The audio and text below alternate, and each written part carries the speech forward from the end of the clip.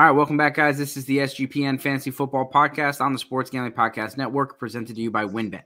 WynnBET is now live in Arizona, Colorado, Indiana, Louisiana, Michigan, New Jersey, New York, Tennessee, and Virginia. From boosted same-game parlays to live in-game odds, WynnBET has what you need to win. Sign up today. Bet $100. You're going to get $100 at sportsgamblingpodcast.com. WynnBET. That's /WynnBET. That's sportsgamblingpodcast.com. WYNNBET. State restrictions apply. Again, welcome back. Please like, subscribe. Let us know if there's any players that you want us to cover. We've already covered 7 quarterbacks, 6 running backs, 6 receivers. We're going to cover some more running backs today. And today we're going to talk about one of the guys that really is one of the biggest risers in the NFL draft process already, and that's Tyjae Spears.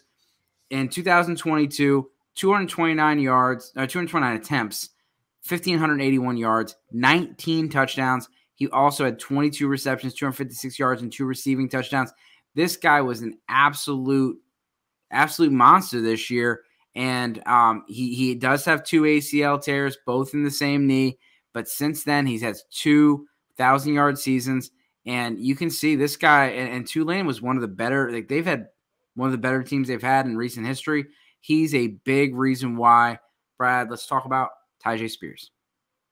Yeah, so first of all, we'll address kind of the ACL issue, right? So he had not only an ACL, but also an MCL issue in that 2019 or in that 2020 season. He turned around and in 2021 had 1,000 all-purpose yards. And then 2022 had an even better season with over 1,800 all-purpose yards. This dude has 2,400 yards and 28 touchdowns over the last 2 seasons after an ACL tear, right? So you think about some guys that we talk about in the NFL right now, Javonte Williams. How's he going to come back from an ACL and an MCL? We've seen guys do it before. I'm not saying he's going to come back fully healthy immediately in the next season because level competition is a little bit different in the NFL than it is in Tulane, but we have seen it before, and Tyjae Spears is a perfect example of that. But let's get into his pros. Number one is this dude is patient behind the line of scrimmage. It's significantly better, and we'll kind of talk a little bit about this when we get to the cons here in a second. It is significantly better when he's running in a zone blocking scheme. He did run about 50-50 zone versus gap running, but you noticeably saw a difference when he knew where the hole was supposed to be and being able to kind of just follow those blocks, let them develop, and hit that zone and go. Whereas in a gap, in the gap, he was less patient and didn't see the right hole and struggled just a little bit. So his patience I marked on here as a pro. The second, it jumps off the page. His speed and burst. This dude's got the long speed, but he's got some quick twitch burst as well, which you saw at the Senior Bowl if you watched any of those highlights, which you saw at Tulane both years, 2021 and 2022. And then the last one is the agility and balance. And I'm going to couple these kind of things into, tackle breaking or contact balance or whatever terminology you want to use here. This dude is very good at carrying guys who are trying to tackle him, at breaking tackles. He runs with a little bit of power at 5'10", 195 pounds, which I'll touch on here in a second, which I think is a con, and we'll say why. But I don't know if that's going to carry to the next level, mainly because the level of competition, right? You see him breaking tackles and carrying defenders because it's teams like Houston, right? It's not like they got a lot of NFL players on the defensive side of the ball right now. So I hope that it translates. I just have a little bit of question mark around it. Let's move into his cons. His first con is his blocking is atrocious. I mean, this is not this dude's game. So you start to wonder a little bit if he comes in a little underweight, right? Let's say he weighs 185 at the combine. Now you have some questions. Okay, this guy's more of a third down back. And a lot of coaches look for those third down backs to be able to pass block. And he is not good at it.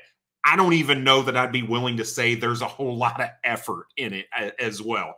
So blocking is a big issue. The second, we've talked about it before with some of these other running backs and quarterbacks and so on, and it's the helmet scouting look.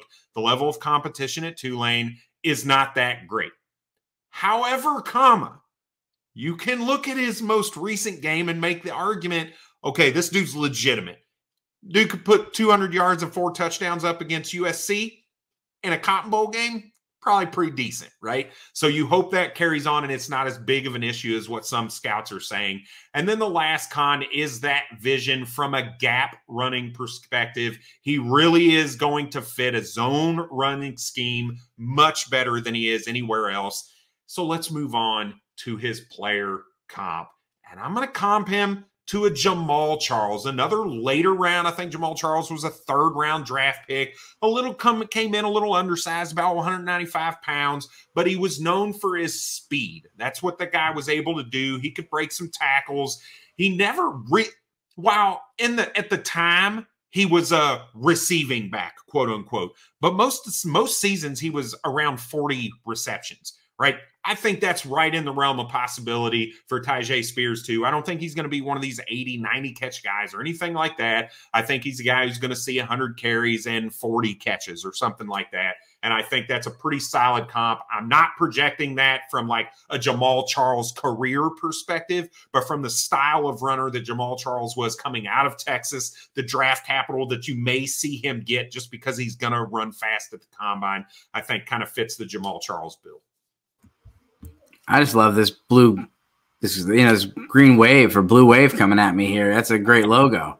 It is good. It is good. But listen to the Senior Bowl recap. Daniel Jeremiah, Lance Zierlein, a lot of people talking about, Tyjae Spears and for good reason. He was, the best offensive player on the entire game, in the entire game. And he showed it. Not only did he show up in practice and people were buzzing about him, but then he went and, they said he had to put some ice on his head from running into the goalposts on those 2 long runs. He looked special out there. Again, it is a Senior Bowl. It's not the Pro Bowl, but it's not the NFL game. But he is checking all the boxes already. And so the next big box for him is going to be the combine. Mostly that medical. Having 2 ACL tears in the same knee will be something that teams will be very interested in.